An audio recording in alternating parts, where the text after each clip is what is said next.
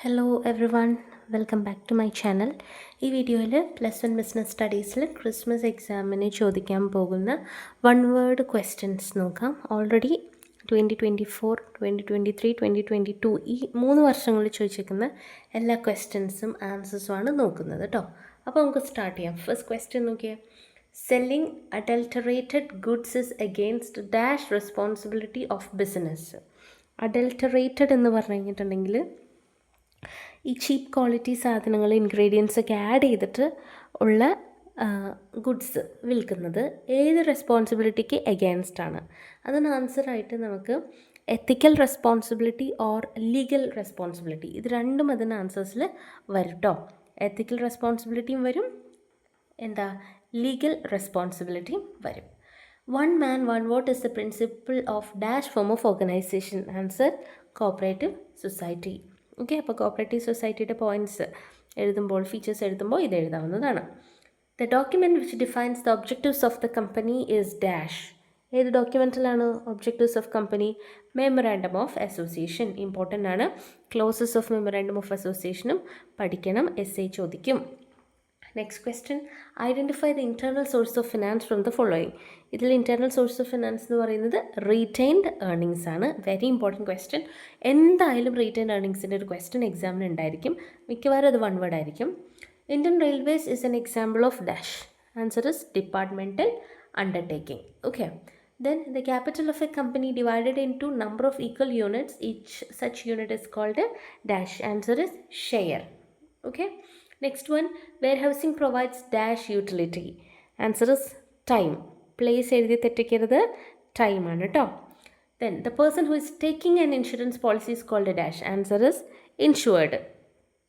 Next question, purchase of mobile phone through online by a customer is an example of dash model of e-commerce. Answer is B2C.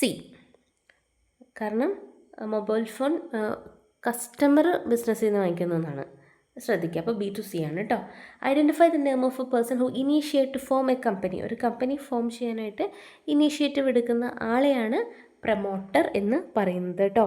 So ഈ ഒരു ക്വസ്റ്റ്യനും ഷുവറായിട്ട് expect ചെയ്യാവുന്നതാണ്. പ്രൊമോട്ടറിൻ്റെ ക്വസ്റ്റ്യനും അതേപോലെ തന്നെ ഞാൻ നേരത്തെ പറഞ്ഞ് റിട്ടേൺ ഏർണിങ്സിൻ്റെ ക്വസ്റ്റ്യനും മസ്റ്റാണ്, എന്തായാലും ചോദിച്ചിരിക്കും.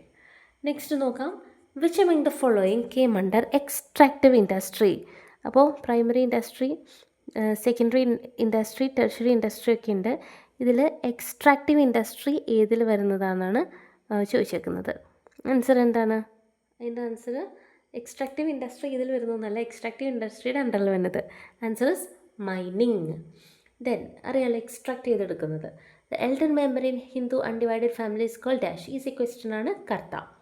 LIC is an example for dash. Answer എന്താണ്? Statutory corporation. Bank supervises, controls and regulates activities of all commercial banks of the country is dash. Answer ഈസിയാണ്, central bank. Okay, next one, ഇതൊക്കെ easy questions ആണ്, വലിയ ടഫായിട്ടുള്ളത് എത്തട്ടെ വരണുള്ളൂ. Which of the following is example for payment mechanism in online shopping. Online ഷോപ്പിങ്ങിൽ നമുക്ക് ഇതെല്ലാം ഉപയോഗിക്കാം അല്ലേ? ക്യാഷ് ഓൺ ഡെലിവറി യൂസ് ചെയ്യും, നെറ്റ് ബാങ്കിങ് യൂസ് ചെയ്യാറുണ്ട്, ഡിജിറ്റൽ ക്യാഷ് ഒക്കെ ഉണ്ട്. അപ്പോൾ all of this. Respecting the religious sentiments of people while advertising a product is example of dash responsibility. Answer is ethical responsibility.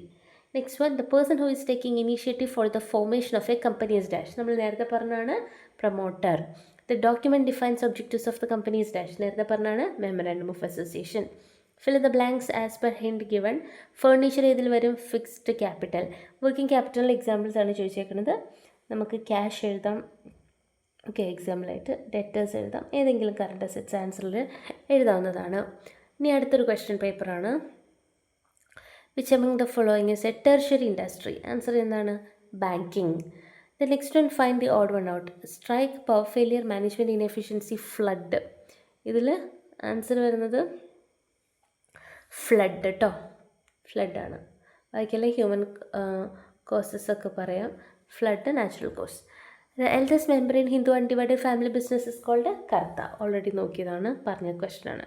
അതായത് example for a departmental undertaking. നേരത്തെ പറഞ്ഞായിരുന്നു Indian Railways, post and telegraph ഒക്കെ അതിൽ വരുന്നതാണ്. Expand PPP, public private partnership, അത് important ആണ്, ചോദിക്കാറുണ്ട്. Find the odd one out, ഇവിടെ വന്നത് banking services. Okay, next one list any one benefit of e banking. E ബാങ്കിൻ്റെ പ്രത്യേകത എന്തൊക്കെയാണ്? നമുക്ക് ഈസി ആയിട്ടുള്ള 1-2 പോയിൻറ്റ്സ് എഴുതാം. Anywhere banking is possible, any time service, creates financial discipline, less risk. Okay, അതൊക്കെ എഴുതാം. The next one is work load on branches reduced. ഇങ്ങനത്തെ എഴുതാം, ഏതെങ്കിലും ഒരെണ്ണം എഴുതാം. Write one example for B2C commerce transaction. B2Cയിൽ വരുന്നത് എന്താ പറയുക, goods purchased from Amazon, cash withdraw from ATM, അതൊക്കെ എഴുതാം. The next one fill the blanks as per hint given.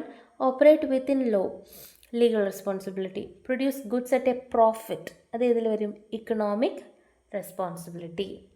Write any 2 causes of land pollution. Land പൊല്യൂഷൻ്റെ 2 കാരണങ്ങൾ: dumping of toxic waste on land, dumping of non degradable waste material in to land from industries, hospitals, hotels. ഇതൊക്കെ എൻ്റെ ആൻസറായിട്ട് എഴുതാവുന്ന കാര്യങ്ങളാണ്. So ഇത്രയും 1 words നിങ്ങൾക്ക് clear ആയിട്ട് മനസ്സിലായി എന്ന് വിചാരിക്കുന്നു. ഇനി അങ്ങനത്തെ ക്വസ്റ്റ്യൻസാണ് നമ്മൾ വീഡിയോ ആയിട്ട് ചെയ്യേണ്ടതെന്നൊന്ന് കോമെൻറ്റ് ചെയ്ത് കഴിഞ്ഞാൽ ആ വീഡിയോസ് നമ്മൾ ഇടുന്നതായിരിക്കും കേട്ടോ. Okay, thank you for watching.